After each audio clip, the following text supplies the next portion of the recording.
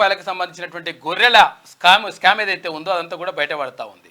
అటు తలసాని సీనన్న వాళ్ళ ఓఎస్డి తర్వాత అంతా కథా కార్యక్రమం నడిపించినటువంటి అధికారులు అందరూ కూడా బయటకు వస్తూ ఉన్నారు. వాళ్ళని తీసుకుపోయి నిన్న అరెస్ట్ చేసిండ్రు ఇద్దరిని. మొత్తం కూడా అంటే అక్కడ ఏ విషయంలో చూసినా కానీ, కాళేశ్వరం విషయంలో చూసినా కానీ, ఏ విషయంలో చూసినా కానీ ప్రతి ఒక్క విషయంలో స్కాములు మొత్తం లంగకథలు అన్నీ కూడా బయటపడతా ఉన్నాయి. అదే దీని గురించి అసలు యాక్చువల్గా చాలామంది ఏమంటా ఉన్నారంటే, అరే ఎందుకు ఇక సచినపావును మళ్ళీ ఎందుకు చంపడం అంటే, నిజంగా ఒకవేళ అట్లనే కనుక మనం వదిలేస్తే వాళ్ళు మంచోళ్ళు, గత చరిత్ర అంతా కూడా మంచిదే అని చెప్పి అనుకునేటువంటి ప్రమాదం ఉంటుంది. కాబట్టి ఇంకో విషయం ఏంటంటే, తెలంగాణను ఎంత నాశనం చేసిండ్రు, తెలంగాణను ఎంత మోసం చేసిండ్రు, తెలంగాణను ఎంత వంచిండ్రు, ఎట్లా మసిపూసి మారడికాయ చేసిండ్రు, ఈ విషయాలన్నీ కూడా క్లియర్గా తెలిస్తేనే. ఇంకా కూడా అహంకారంతోనే ఉన్నాడు అక్కడ కేటీ రామారావు. ఎందుకంటే ఇంకా అంటున్నాడు, ఇంకా బలిదేవత అట్లా అన్నాడు. మీ నాయన ఏమన్నాడో చూస్తావు ఒకసారి. మీ నాయన్నే అన్నాడు కదా, తెలంగాణ రాష్ట్ర సహకారం చేసింది అక్కడ సోనియా గాంధీ అని చెప్పేసి మీ నాయన్నే అన్నాడు. ఇప్పుడు మీ కుటుంబం అంతా పోయి కాళ్ళ మీద పడి తర్వాత కలర్ ఫోటో ఎందుకు దిగి వచ్చిండ్రు? ఇదంతా కూడా లంగ కథలు బంద్ చేయాలని చెప్పేసి ప్రజలు అంటా ఉన్నారు.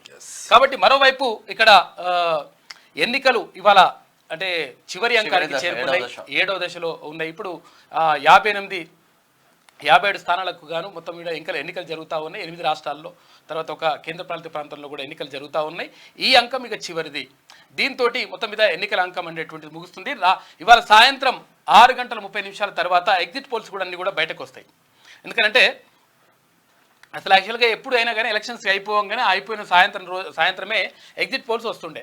కాకపోతే ఏంటంటే మనకి ఈసారి 7 విడతలుగా ఎన్నికలు జరగడంతో అన్ని విడతలు కంప్లీట్ అయ్యే వరకు ఎగ్జిట్ పోల్స్ ఇవ్వద్దనేది కేంద్ర ఎన్నికల సంఘం నిబంధన. కారణం ఏంటి అంటే అంటే ఒక ఫేజ్ అయిపోయిన తర్వాత ఏ ఫేజ్కి ఆ ఫేజ్ ఎన్నికల ఎగ్జిట్ పోల్స్ అంటే రిజల్ట్స్ ఇస్తే ఈ ప్రభావం వచ్చే ఫేజ్ పైన పడుతుంది. కాబట్టి ఆ ఉద్దేశంతో ఎట్టి పరిస్థితుల్లో విడుదల చేయొద్దు అని చెప్పేసి కేంద్ర ఎన్నికల సంఘం చెప్పింది. ఈ నేపథ్యంలోనే ఎక్కడ కూడా ఎగ్జిట్ పోల్స్ బయటకు రాలేదు. ఇప్పుడు ఏపీలో తర్వాత అసెంబ్లీ ఎన్నికలలో ఏ ప్రభుత్వం వస్తుంది, లేకపోతే ఇప్పుడు కేంద్రంలో ఏ ప్రభుత్వానికి ఎక్కువ సీట్లు వచ్చేటువంటి అవకాశం ఉంది అనే దానిపైన కూడా క్లియర్గా ఇవాళ సాయంత్రం 6:30 తర్వాత మొత్తం కూడా ఎగ్జిట్ పోల్స్ అన్ని కూడా బయటకు వస్తాయి. ఏపీ పాలిటిక్స్ పైన మాత్రం ఈ కమ్మ ఛానల్ మీడియా ఛానల్ మాత్రం నిన్నటి నుంచే షురువు చేసేసి ఏమన్నా కానీ ఇప్పుడు ఏంటంటే ఎగ్జిట్ పోల్స్ ఇచ్చినంత మాత్రాన అంటే నిజంగా వాస్తవాలు చెప్తే ఓకే, ఎగ్జిట్ పోల్స్ ఇచ్చినంత మాత్రాన మొత్తం తారుమారు కావు కదా. కాకపోతే ఏంటంటే ఒక అంచనాలు చేయగలుగుతాయి. నిజంగా కూడా ఎగ్జిట్ పోల్స్ కొంతవరకు నిజమైన కొన్ని సందర్భాలలో. తర్వాత ఇక ప్రధాని నరేంద్ర మోడీ మొత్తం కూడా ధ్యానం చేస్తూ ఉన్నారు. 48 గంటల పాటు అక్కడ కన్యాకుమారిలో ఉన్నటువంటి రాక్ టెంపుల్ ఉంది కదా, వివేకానంద టెంపుల్ దగ్గర, అంటే సముద్రంలో ఉంటుంది అది కన్యాకుమారిలో. ఆ సముద్రంలో ఉన్నటువంటి రాక్ టెంపుల్లో ఆయన ధ్యానం చేసుకుంటా ఉన్నారు. తర్వాత నిజంగా కూడా అంటే నేను యాక్చువల్గా భోజనం చేస్తారని చెప్పేసి అనుకున్నా, భోజనం ఏం చేయట్లేదంట. ఓన్లీ ఏదన్నా కొబ్బరి బొండాలు కానీ లేకపోతే జ్యూస్ కానీ అటువంటివి మాత్రమే తాగుతున్నాడంట. ఎట్టి పరిస్థితులు తినడం లేదంట. ఇప్పుడు గతంలో ఎన్నికలు పూర్తయిన తర్వాత కూడా చాలాసార్లు 3-4 టర్మ్ల నుంచి కూడా ఆయన ముఖ్యమంత్రిగా ఉన్నప్పటి నుంచి కూడా ఎన్నికలు పూర్తి కాగానే తర్వాత అట్లా ధ్యానంలోకి వెళ్ళిపోవడం ఇదంతా కూడా రెగ్యులర్గా కొనసాగుతున్నటువంటి ప్రక్రియనంట. కాబట్టి ఆయన ధ్యానం ఇవాళ ముగుస్తుందా, ఇవాళ ముగిసేటువంటి అవకాశం ఉంది.